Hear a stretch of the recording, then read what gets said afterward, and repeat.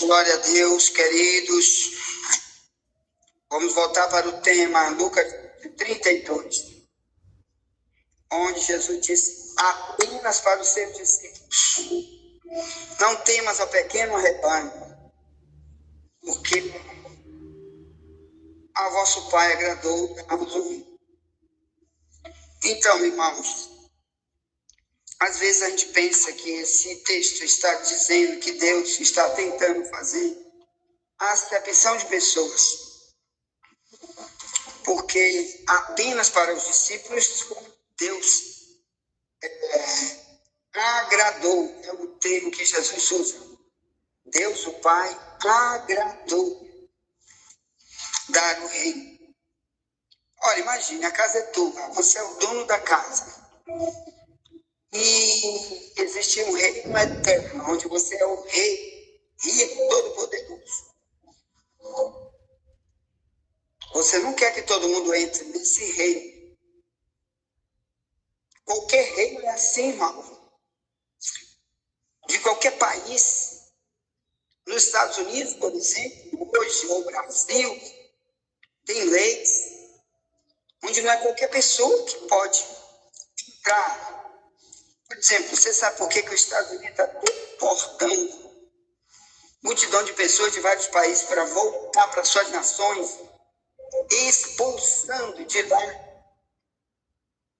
Porque nunca foi permitido lá, pelas leis do país, nem em país nenhum, uma pessoa que é transgressor da lei, principalmente quando foge de um outro país para ir para lá, para se esconder, é um transgressor. Sempre, qualquer país não deixa ele entrar lá.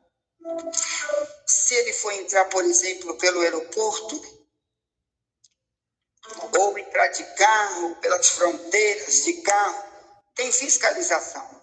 E põe o nome dessas pessoas lá na internet, digita o CPF delas instantaneamente e diz: ó, fulano está respondendo processo. Ou então fulano está sendo procurado pela justiça, porque cometeu esse crime, aquele. Então, instantaneamente, o governo daquele país, para onde ele está tentando entrar, a fiscalização, que geralmente é a Polícia Federal, diz logo: epa, você não vai poder entrar. Você pode voltar. Ou, se alguém está sendo procurado pela justiça, ele é altamente procurado, então ele está preso instantaneamente, algemado e preso. É conduzido às cadeias do seu país de origem. Imagine no céu, irmão. Aqui diz: Deus destinou o rei para quem? Para as suas ovelhas, para o seu rebanho. Bem, então você sabe que essa figura de linguagem o rei está dizendo aqui o seguinte: sabe o quê? Deus é pastor, mas ele também é rei. Ele tem ovelhas e o projeto dele é conduzir pessoas para esse reino, o reino eterno. Amém? Por isso Paulo chama Cristo de rei. Em 2 Timóteo 4, 1 e 2, onde diz: Cristo vai julgar os vivos e os mortos na sua vinda e no seu reino. Por isso pregue a palavra a tempo e fora de tempo. Quer dizer, avise as pessoas sobre isso. Então, aí apresenta-se mais uma figura. Em Lucas 12, 32, ele como pastor de um rebanho. Em 2 Timóteo 4, em 2, aparece ele como rei, mas aparece também como juiz. Ele é rei, juiz. Então, na Bíblia, nós vemos vários tipos de comparações do que Deus é com aquilo que a gente já sabe que existe no mundo, no meio dos líderes, dos grandes, dos poderosos, dos ricos, desse mundo que mandam em países. Então, ele é líder de um rebanho, ele também é um rei, ele também é um juiz. E aqui está dizendo, ele destinou dar o reino, quer dizer, para esses ele vai dar o reino. Então, olha que coisa boa você ser uma ovelha. Você vai ganhar o reino, já que esse reino não é para todos. A simbologia que ele está usando aí, irmão, é igual à simbologia. Simbologia não, é igual à verdade que ocorreu com Israel quando saía do Egito para entrar em Canaã, na terra prometida. Nem todo mundo pôde entrar. A maioria não entrou.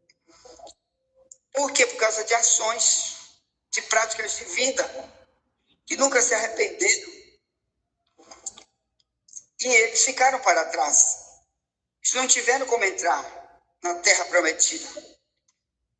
Paulo até compara a igreja de Cristo com esse período que a gente já leu sempre aqui, 1 Coríntios 10, onde Paulo compara que do jeito como muitos daquela época não puderam entrar na terra prometida, nós, eu e você, como ovelha de Cristo, se não nos encaixarmos como ovelha,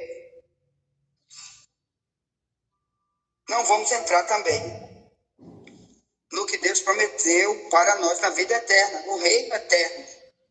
Que a Bíblia diz que existe um reino eterno. Então, 1 Coríntios 9, 10 em diante, o Paulo, depois você lê lá, né?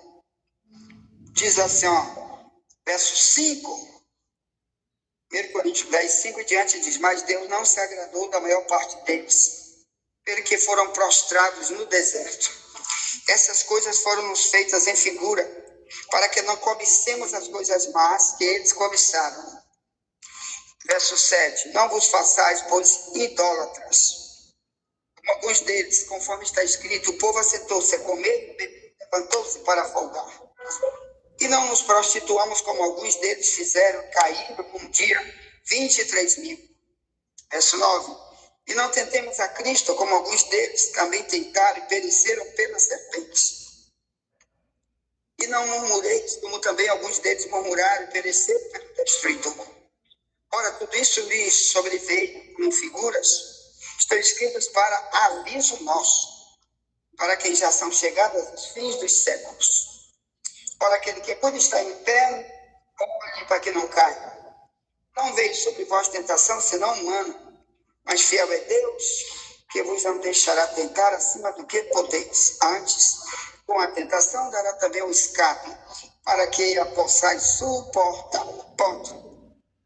Então, meus amados irmãos, aqui Paulo está comparando que a nossa trajetória hoje, como ovelha de Deus, até chegar no céu, ela é igual à de Israel. Assim como multidão saiu do Egito, e nem toda essa multidão pôde entrar em Canaã, ficaram no caminho, morreram no caminho, sem alcançar a promessa, nunca alcançaram promessa nenhuma que Deus fez para eles, pela culpa dele, pelas práticas malignas deles. Está dizendo assim, sou eu, tu.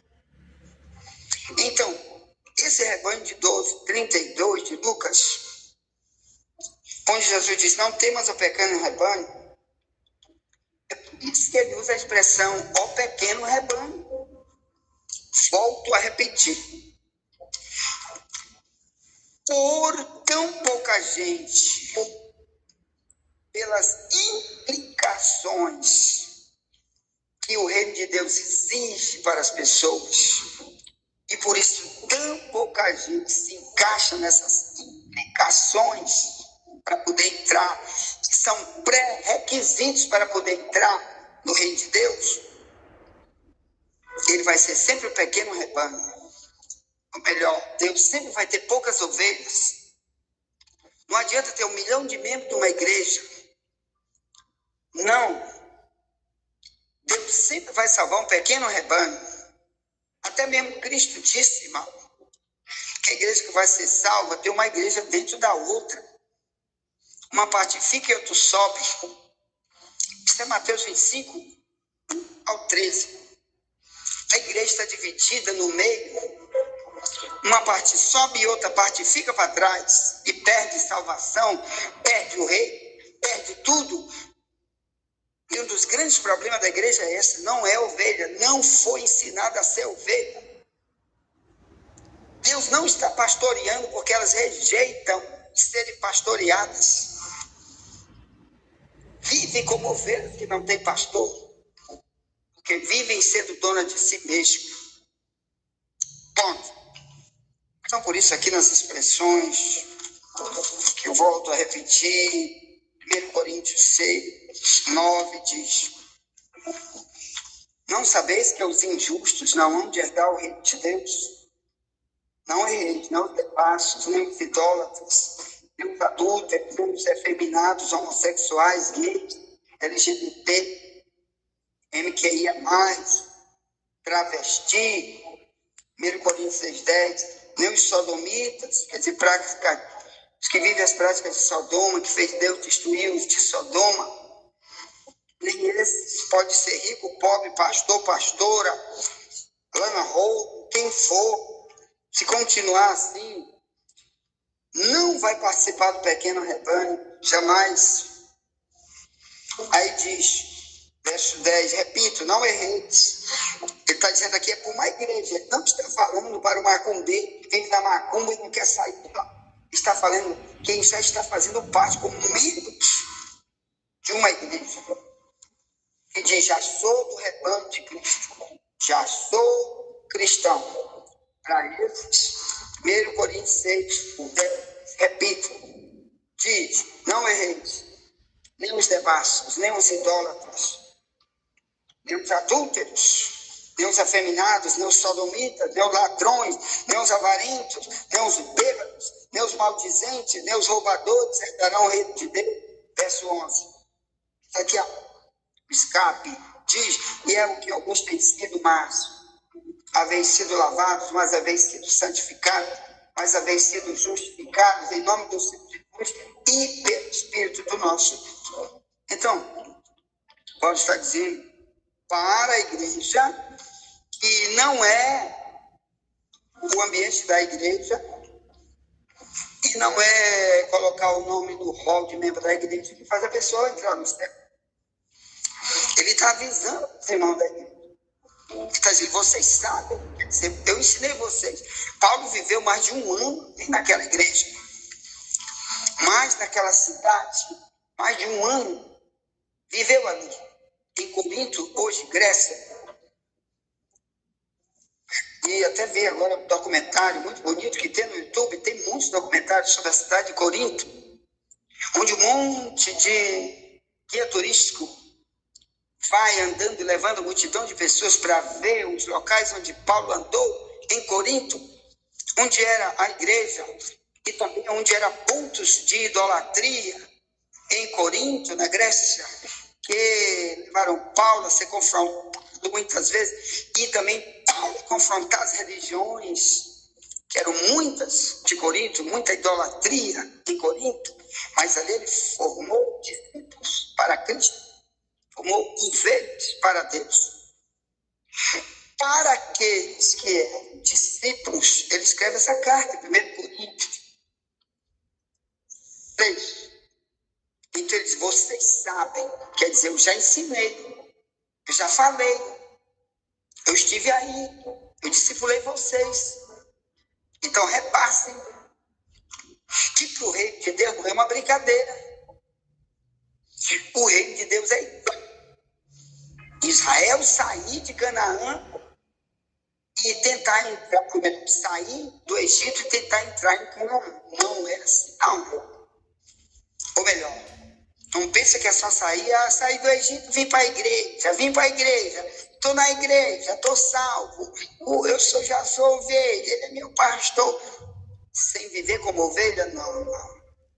Por isso, Lucas 12:32, Jesus disse, olha, vocês são um pequeno rebanho, não tem.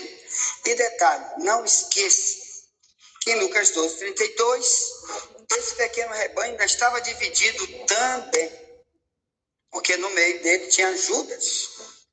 Judas era um dos discípulos para quem Jesus dirigia essa palavra de Lucas 12:32.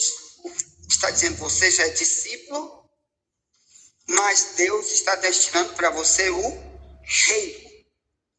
Mas nós já tivemos aqui nessa escola bíblica estudos exclusivos sobre Judas, só sobre ele, características minhas. Se eu sou comparado a Judas, eu estou perdido, mesmo sendo líder de igreja. Judas só pensava em dinheiro, em trair por causa de dinheiro, e se perdeu sua salvação. Em João 17:12, Jesus disse orando, Pai, daqueles que tu me deste, nenhum se perdeu a não ser. Aí ele diz, o filho da perdição, se cumprisse as escrituras. Então, Judas é chamado de o filho da perdição. Então, querido, muitos de nós estão no meio do rebanho, mas também, se tiver as práticas de Judas, são chamados por Deus. Não sou eu não que estou dizendo, que eu não sou ninguém para acusar você, estou apenas te avisando. Muitos de nós estão no meio do rebanho, mas são chamados de filhos para a perdição. É que nem aquela pessoa que você ensina a vida inteira, como foi Judas ensinado a vida inteira. 3 anos e meio de discipulado, de curso de teologia, de graça. Ninguém nunca teve, a não ser aqueles discípulos. Mas ouviu e fez de conta que não era com ele. E continuou alimentando sua natureza maligna. O diabo usou ele de uma maneira terrível. Em João 6, no verso 70, Jesus disse, eu escolhi vocês os 12, mas um de vocês é o diabo. Se referia a Judas. Então, meu irmão, muito de nós, o diabo vai ter acesso para que ele esteja se enganando que é ele, mas é um que pertence ao diabo. Ou melhor, não é do rebanho que vai para o céu. Ou melhor, não faz parte do reino, não pode entrar no reino. Por isso, algumas expressões sobre o reino, a gente vai ver. Por exemplo,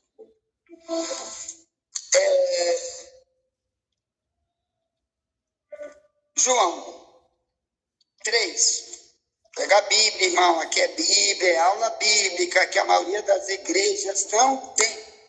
A maioria das igrejas que não está preparando o rebanho para o reino eterno de Cristo, não tem esses ensinos que nós temos aqui.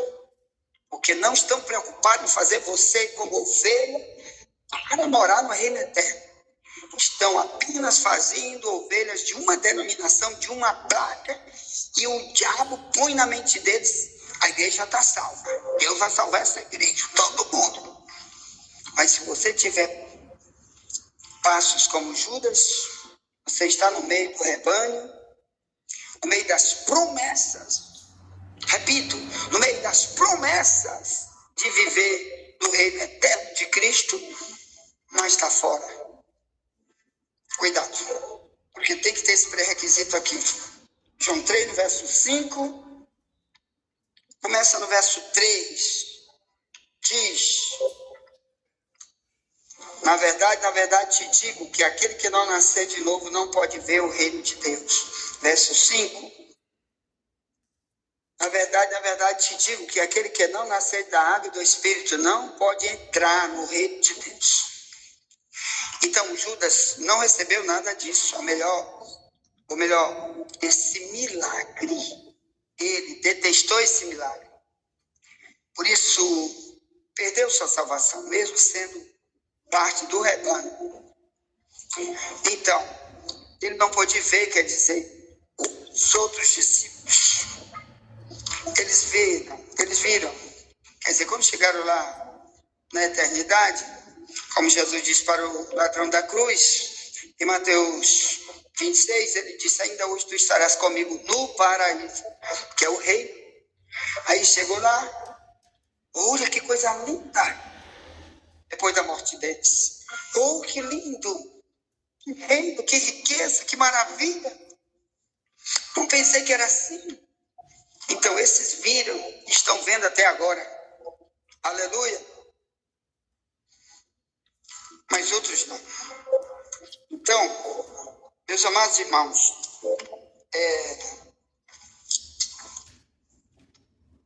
outra coisa, tu não pode entrar no reino de Deus, tem que nascer de novo. O que é nascer de novo, irmão? É abrir mão de tudo que eu aprendi daqui para trás, de tudo que eu vivi daqui para trás, de tudo que eu fiz de errado daqui para trás. E daqui para frente, dizer, eu sou discípulo porque sou uma ovelha. Sou discípulo porque sou uma ovelha.